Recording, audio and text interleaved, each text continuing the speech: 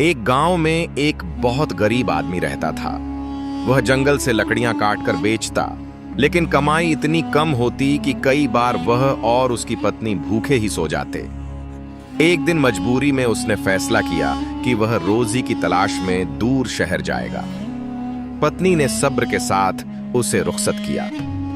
लंबे सफर के बाद वह एक अमीर व्यापारी के यहाँ काम पर लग गया।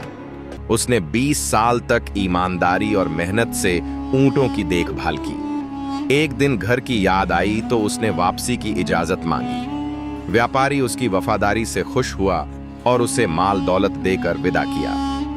रास्ते में वह एक दरवेश की झोपड़ी में रुका। दरवेश ने कीमत लेकर 3 नसीहतें दी।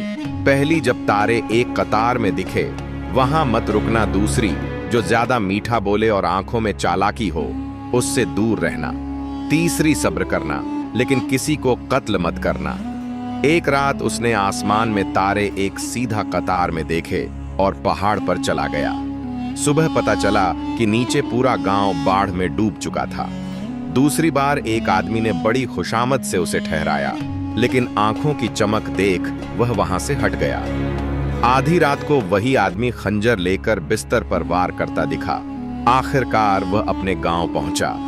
घर पर पत्नी को एक नौजवान के साथ देखकर उसका खून खौल उठा, लेकिन तीसरी नसीहत याद आ गई। सब्र करके उसने गांव वालों से पूछा तो पता चला कि वह नौजवान उसका ही बेटा है। वह रो पड़ा, पत्नी और बेटे को गले लगाया और अल्लाह का शुक्र अदा किया कि सही वक्त पर मिली नसीहतों ने उसकी जान, इज्जत और परिवार तीनों को बचा लिया।